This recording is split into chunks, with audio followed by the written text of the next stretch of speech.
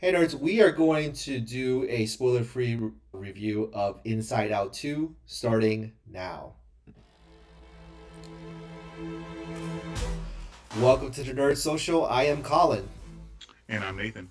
Both of us got screeners for Inside Out 2, which we saw yesterday. The movie actually comes out this Friday, and this is the sequel to the Inside Out movie. So, the spoiler free log line for this particular movie is it follows Riley in her teenage years encountering new emotions. Nathan, what is your spoiler free thoughts on Inside Out 2? Before I say that, I would say Yeah. that we went to press screenings. We didn't get screeners. They didn't, so we don't get in trouble with Disney. They didn't give it to us at our home. We had to go out to the theater. So Okay. yeah, so like and it was actually a lot of kids in the theater, which was an interesting experience because usually at press screenings there aren't that many kids, and I think they enjoyed the film. I had a little bit of a interesting experience. I liked it a lot, and they did the typical Pixar thing by making me cry at the very end. I think this is a good movie, and I think they maybe go a little bit too far with the jokes related to emotions sometimes, or not just emotions, like things that can happen. This is actually something that was in the trailer, so I won't be spoiling that much. There's like a sarcasm, and then they actually have an actual chasm. But I think they do too many jokes like that, and I guess that's for the kids because the other thing that I left the movie theater thinking is that some of the things that they're talking about might go over the heads of kids because Mm, Riley at this point, as you said with the spoiler-free log line, is a 13-year-old and she's dealing with more complex emotions like anxiety. We have a couple more anxiety. We have embarrassment yep. and There. envy Envy. are new emotions. Anxiety is played by Maya Hawke and Mm-hmm. it's played by Io Debris. Mm-hmm. So he's pretty much in everything nowadays. Yep.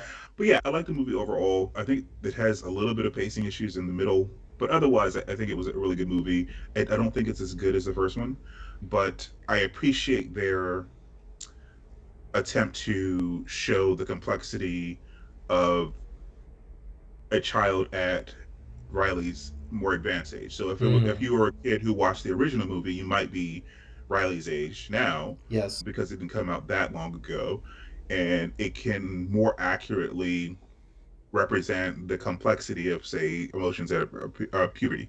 But it might go over the heads of the kids who are little kids now. Yeah, so there's a little bit of mix there. The complexity of her emotions actually made it more interesting for adults as well because some Yes. of those complex emotions that you get hit with at puberty don't leave you and you have to deal with them. I agree with you on a lot of the things because I saw the first Inside Out movie in snippets. I didn't really see the whole thing through. My nieces really like Inside Out, and also part of it is that there was definitely in the first movie a very highly emotional scene. Um, I talked to my girlfriend about it, and she's like, "Oh my god, that scene is! I can't see this. I can't see Inside Out again because it's so emotional." So there is that emotional beat that's in this movie as well. I won't spoil it for anybody, but I think overall, I would say that because of the complex emotion that you mentioned, Nathan, they drew me a lot more to this movie. Especially anxiety has a really significant role in this movie. And just like any other teenager, I thought that embarrassment will have a little bit more, but embarrassment was here and there. So in any case, I think the consistency of it was much better. The complexity of it was much better, but it did downplay a lot of the other emotions, like anger was a lot less personified in this film. Disgust definitely was downplayed because all the new emotions start to creep up. And but at the center of it has always been joy. So she has always been the one always been there, the consistency of it throughout and like the de facto leader of all the emotions inside Riley's head.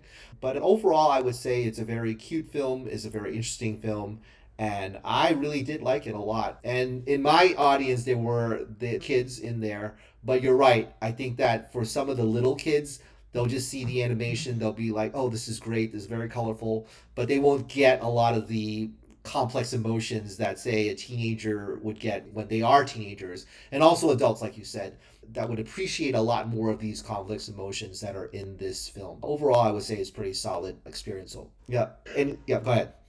No, I was gonna say, yeah, like you said, Disgust doesn't get as big a role, and actually they recast because it was Minnie K like last time. They recast Disgust and also Fear because Tony Hale I think also played Fear in the original one, Hmm. and because those roles are diminished, you have a lot more cast members now, so I think maybe they couldn't get Mindy, but yeah, the focus really in the last movie was joy mostly and sadness. Yeah, Joy and sadness definitely have a big part in this movie, but you have those other emotions, and anxiety really plays a big part in this one, and absolutely. envy to a certain extent as well. So yeah. Absolutely. So, in terms of rating, what would you give Inside Out to? So I was thinking about this when I left the theater last night, and I was a little concerned that this would go over the heads of kids. So I Mm. had it at a high 7, but I had some time to think about it, and it's right now it's like a low 8 for me. It's a road trip because I'm thinking Okay. some of the jokes that started to get annoying for me were probably put in there for the younger kids so that the Mm-hmm. emotional stuff wouldn't bore them. So it's a road trip for me. Yeah. Okay.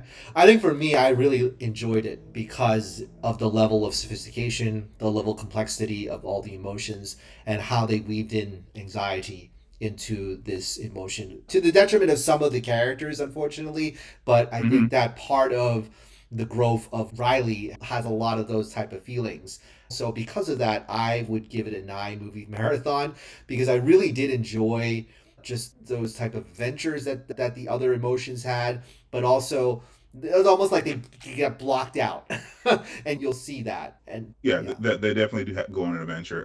I'm just thinking the other thing that I said to my wife when I came home from the press screening yesterday was that I wonder if Pixar is trying to shift their audience because Mm, it's very colorful. Like I said, younger kids can watch this, and that was my main concern last night when I was like at a high 7. But unlike Into the Spider Verse, the Pixar brand isn't like teenagers or tweens. It's really young kids. So maybe they're trying to grow up with the kids, but they've been the same for 30 years because the first movie was like Toy Story. yeah, I think that they have been doing some of that with Toy Story 3. I didn't see Toy Story 4, but I know Yeah, that yeah. yeah. The Buzz Lightyear movie was a little bit more adult, more mature. Yeah, so Yeah. definitely it didn't do very well. But But yeah, they also have experimented a bit too because my favorite all time Pixar movie is Up. And yes, there's some emotional manipulation there, but it's very adult, that movie in I itself. mean, the very beginning with the death, I Yeah, guess so. But yeah. Disney's not really shied away from death. It's not even really the death thing. It's like it gets dark in this movie. The Inside Out too. Like some of the things that the extreme emotions, and this is what puberty is. This is it's not outside the realm of reality. It's Right. just that's what puberty does to a teenager, and sometimes Riley gets a little dark in some of the things that she does, and that's what I meant more than deaths because, like I said, Disney is good with traumatizing kids about parent deaths. There's always a parent death or something like that. Then they've been doing that since the 50s. More like emotional things that kids might know. It might be more complicated to explain to younger kids. Yeah. Exactly. Any other final thoughts in this spoiler free review? No, I think, like I said, I think it's a good movie.